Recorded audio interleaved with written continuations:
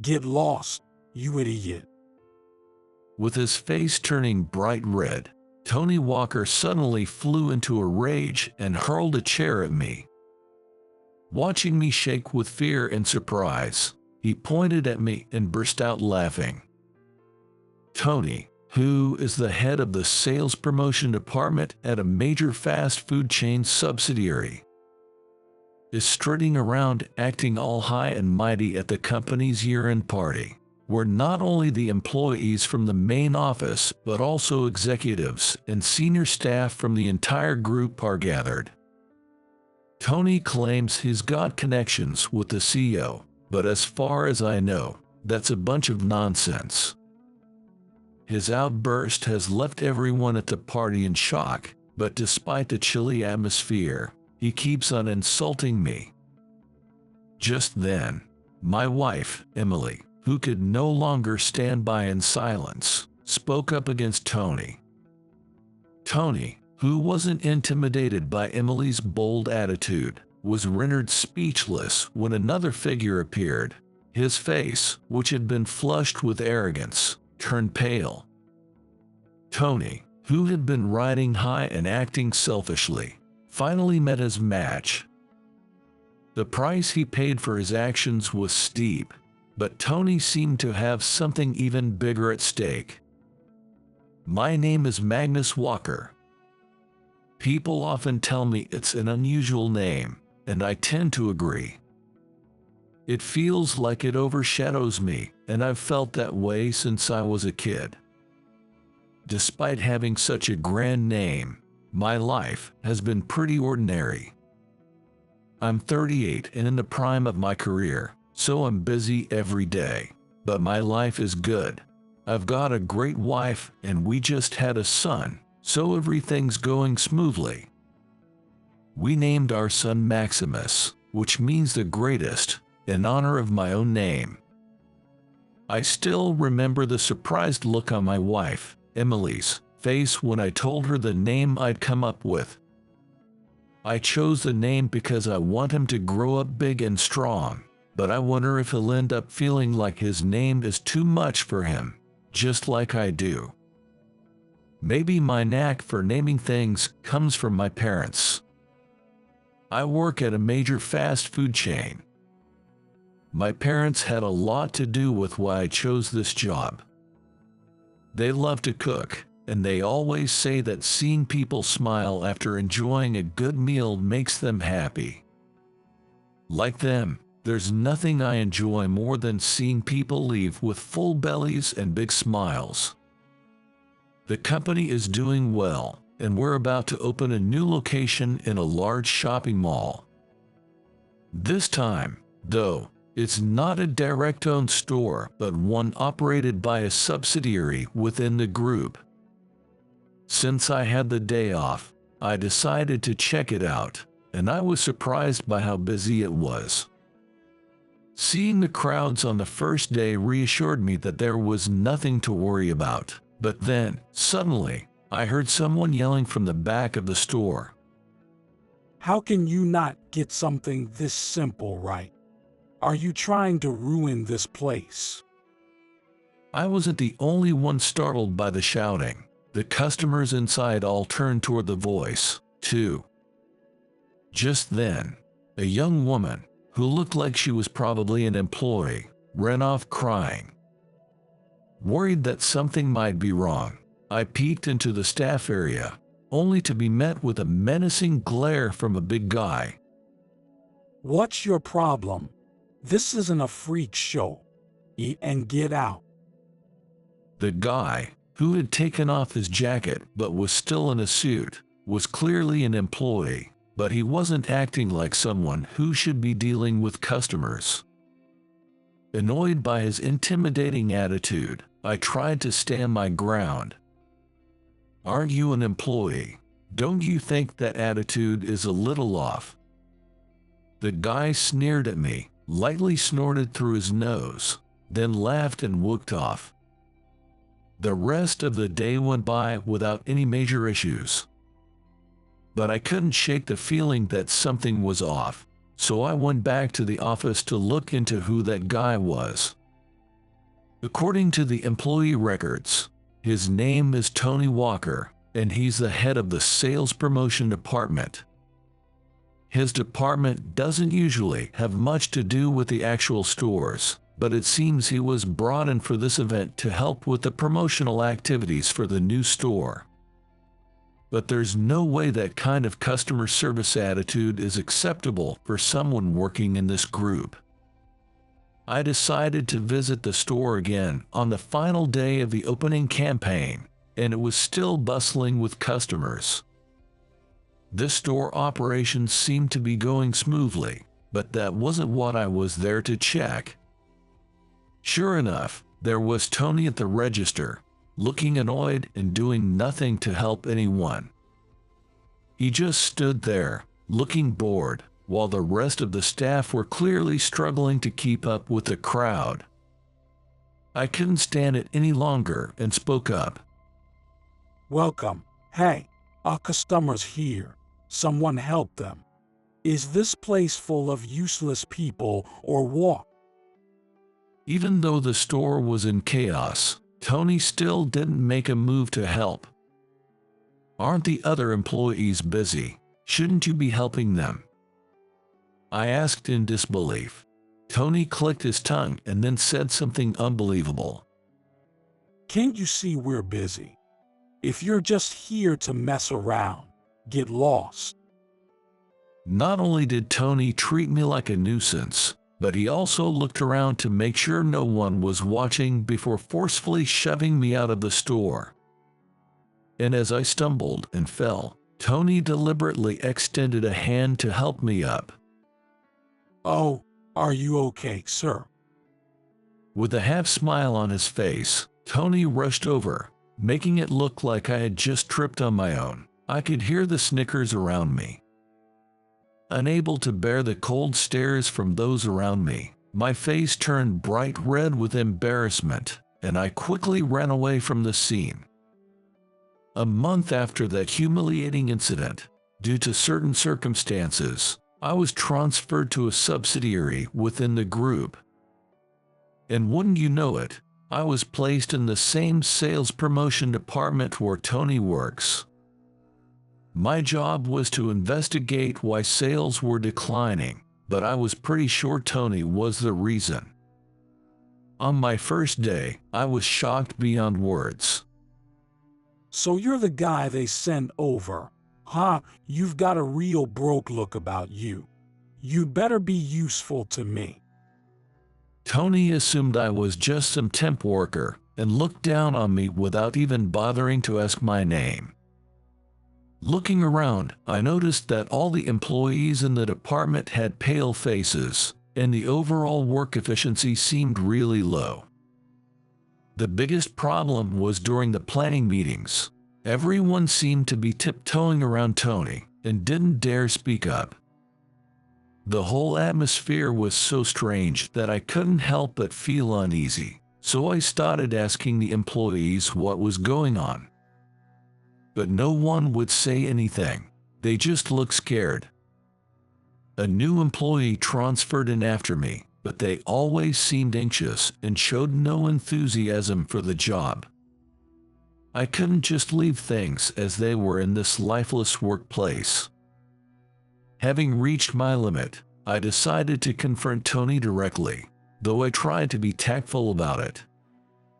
Tony, I think it'd be better if you took the employees' opinions into account more. Who are you again? Whatever. More importantly, are you stupid for thinking some idiot like you could tell me what to do? Tony didn't even bother to remember my name and was convinced that his opinion was the only one that mattered. There was no point in trying to reason with him. If anything, he retaliated by piling a mountain of pointless work on my desk. Some of the documents had nothing to do with my job, but all he said was, "Just do it." I ended up working overtime every day, losing the energy to even talk back, and eventually became mentally and physically exhausted. As the year-end approached, There were only a few days left until the big annual year-end party. This event was a grand affair every year, with not just employees from the main office but also executives and senior staff from all the group companies. Although I was currently working at a subsidiary, I was technically still part of the main office, so I had to attend. Tony, being in a managerial position, would probably attend as well. I knew it would be troublesome if I ran into him at the party, but I couldn't skip it due to my position. I figured if I got the chance, I'd expose Tony's bad behavior in front of the main office execs. But I knew that when faced with Tony himself, I'd probably lose my nerve and not be able to say anything. On the day of the big year-end party, I was feeling nervous and tried to stay out of sight, hanging out on the sidelines. When I ran out of my drink and headed to the bar, I accidentally bumped into Tony. Hey, aren't you just a lowly temp? What are you doing here? Tony was already visibly drunk, his face flushed red. I was told to attend a party, so. This isn't the kind of place where a loser like you can just show up. No matter how I tried to explain why I was there, the drunk Tony wouldn't listen and just kept treating me like dirt. As I sighed in frustration, Tony suddenly grabbed me by the collar, bringing his booze-smelling face uncomfortably close. You don't know this, but I'm connected to the CEO. We're not even in the same league.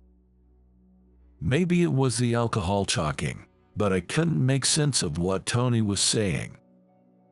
Whatever, just get your hands off me. When I brushed his hand away, Tony's face turned an even deeper shade of red, like a demon, as he furrowed his brow. I'm important, you know. Tony, drunk as a skunk, couldn't even form a proper sentence. Just as I thought this was my chance to slip away, Tony grabbed a nearby chair and hurled it at me with all his might. The chair slammed into a table set up for conversation, sending food and drinks flying everywhere with a loud crash. If it had been just a few inches closer, I might have ended up in the hospital with serious injuries. The unexpected situation left me pale with fear, my body trembling. But Tony just smirked down at me, pointing and laughing loudly like something was hilarious. Get lost, you idiot. Just having a loser like you around ruins the mood. Looking around, I saw that not only the nearby employees but everyone in the room who had witnessed the commotion was pale and speechless. In the midst of this eerie atmosphere, Tony's laughter echoed throughout the venue. Then, my wife, Emily, who had been standing a bit further away, came over and, angrier than I'd ever seen her, confronted Tony. Hey, who do you think you are? Clearly, you don't know who he is. Emily stood confidently, hands on her hips, glaring down at Tony. But Tony, not understanding the situation, leered at her from head to toe with a creepy grin. Emily, who's a famous model on TV and in magazines, is stunningly beautiful, with a slender figure that anyone would envy. Drunk and lecherous, Tony started moving toward her. Hey, aren't you that famous model, Emily? Did you come as a guest for the party? Could you stop breathing your disgusting breath on me and stay away? Emily's disgust was clear, but Tony, as usual, didn't listen and kept trying to touch her inappropriately. Then, Emily's slap landed squarely on Tony's face with a satisfying slap, sending him crashing to the ground. What the hell was that for? Do you even know who I am? I'm Tony Walker, with the same last name as the CEO. What are you even talking about? With the CEO backing me up, I can deal with a woman like you any way I want.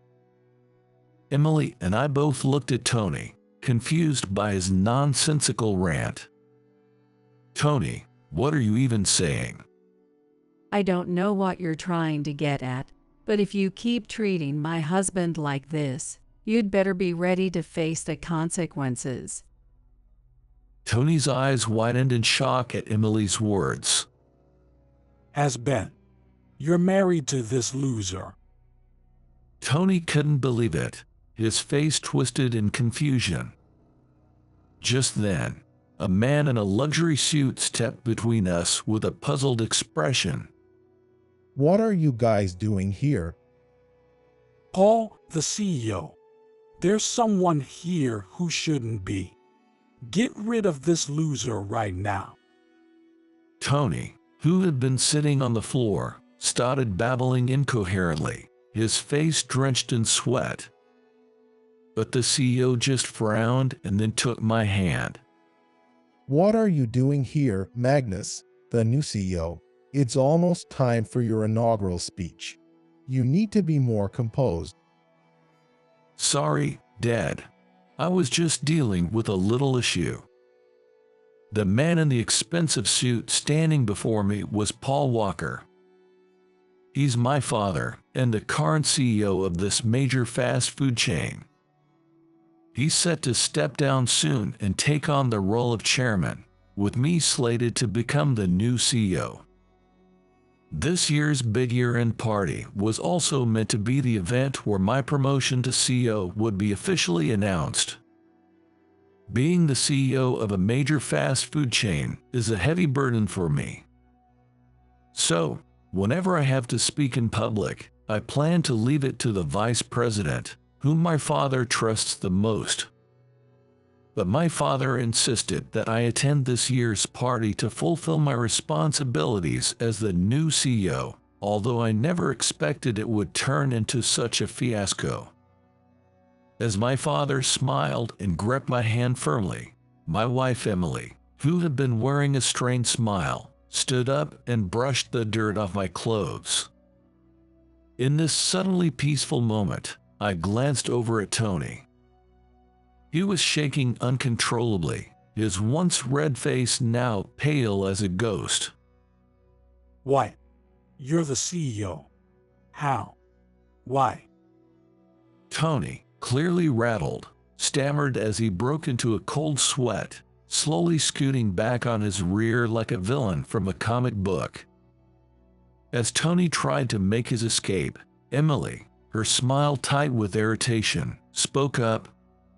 By the way, you mentioned something earlier about being related to or knowing the CEO, but there's no way someone like you is part of the Walker family. What are you talking about, Emily? Hearing the full story from Emily, my father's expression darkened as he glared at Tony like a demon. What do you think you're doing, claiming to be a part of the Walker group when you have no connection to our family? I'm sorry. I'm sorry.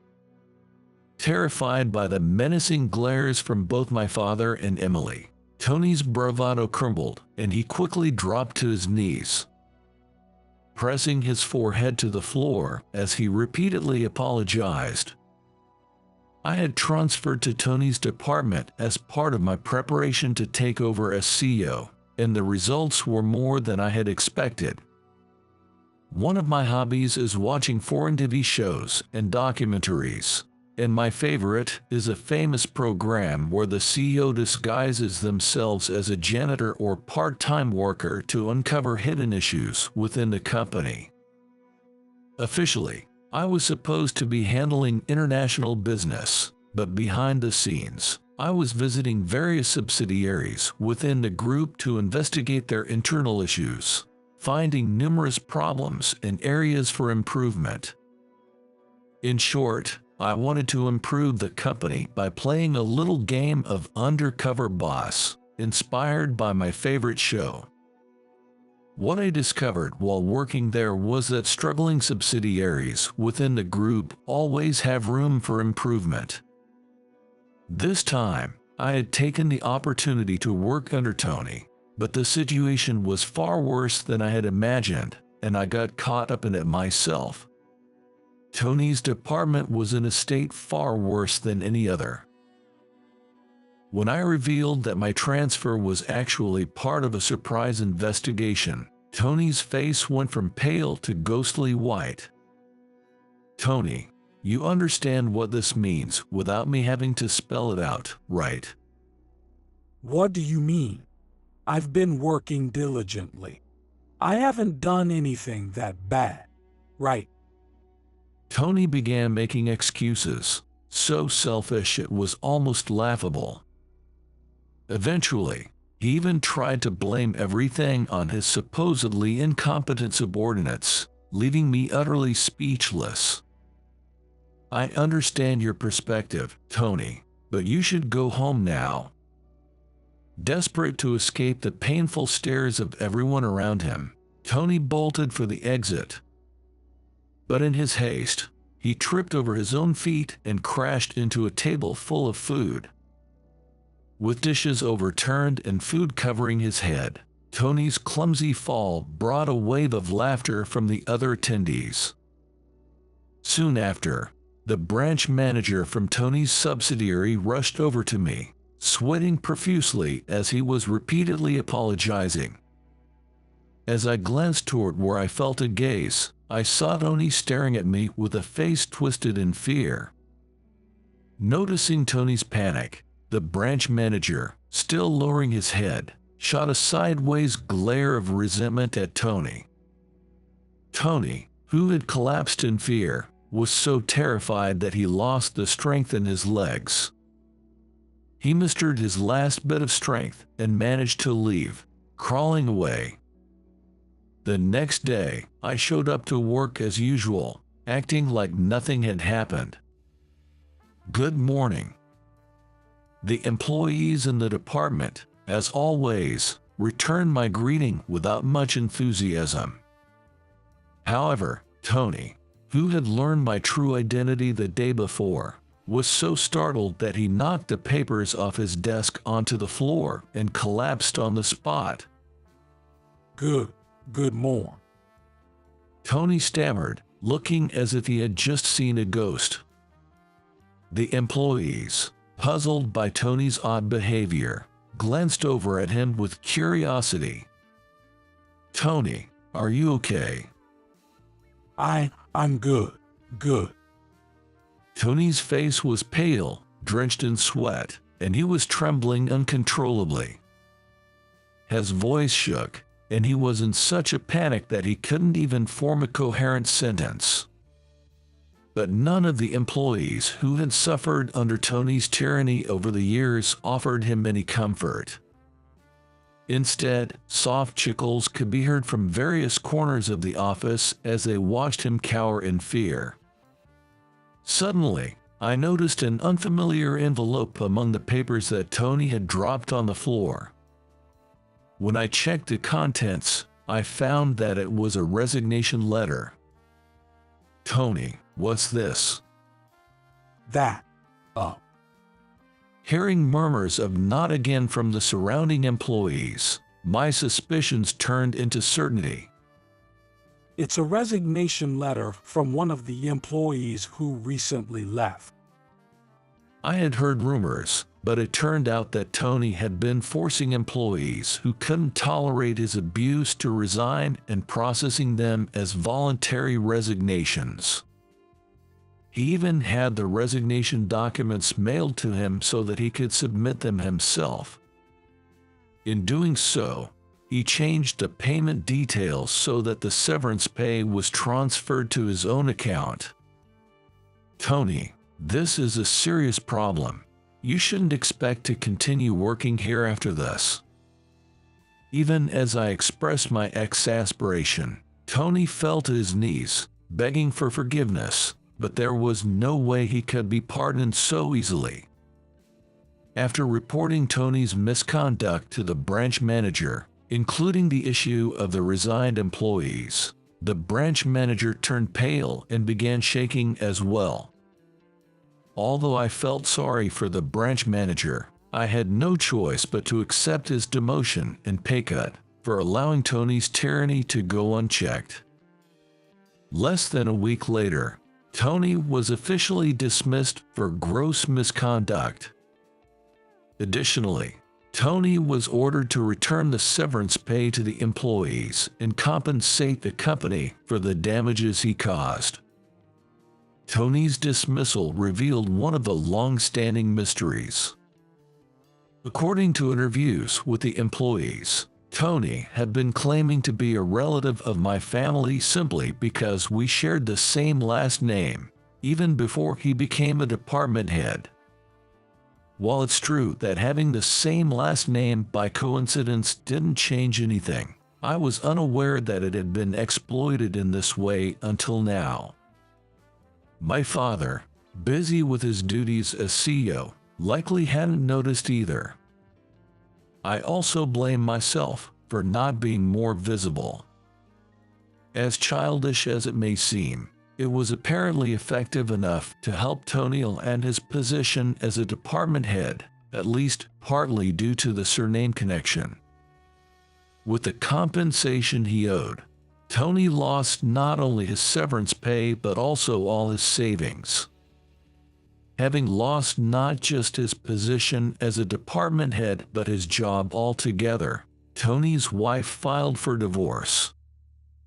The divorce was finalized, and now Tony supposedly lives a modest life on his own.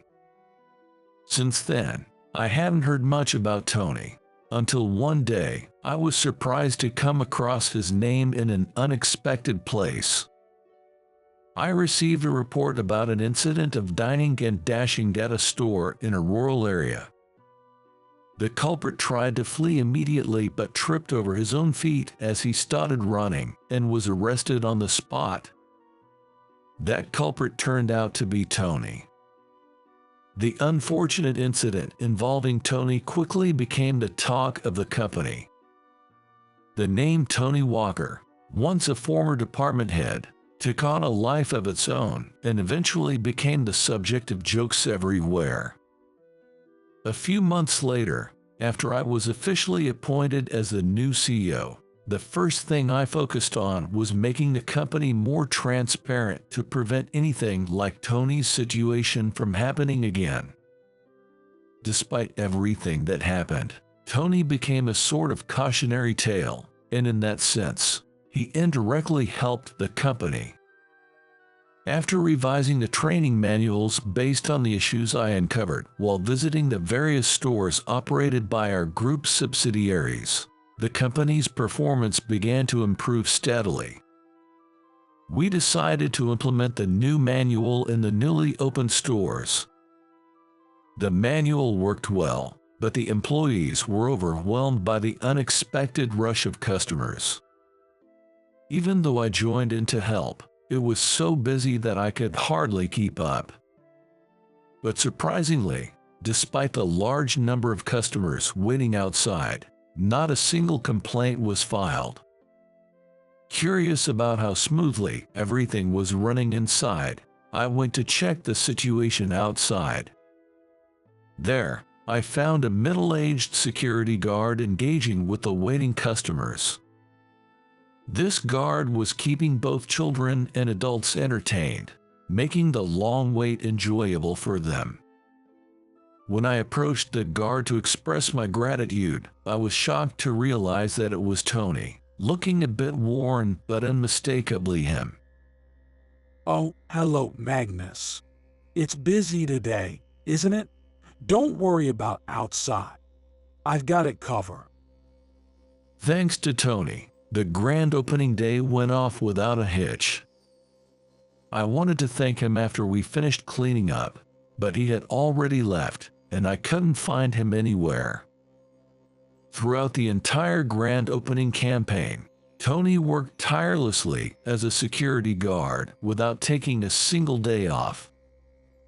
On the final day, when I finally managed to thank him, Tony, now a completely different person, talked with a humble attitude that I could hardly believe was the same man I once knew. I'm truly sorry for the trouble I caused before. It may not make up for it, but I'm glad if I could help in some way. Tony had transformed so much that even I, who knew his past behavior, couldn't recognize him as the same person. Feeling genuinely happy, I couldn't help but smile in surprise. Would it be possible for us to assign you as the security guard for the next new store we open? Tony, looking embarrassed, smiled slightly and bowed deeply before leaving without saying a word. As I watched Tony's now confident figure walk away, an idea came to mind. I decided to incorporate Tony's hospitality, which I had witnessed firsthand, into the company's training manuals. I'm confident that Tony's efforts, now as a changed man, will bring smiles to many more customers in the future.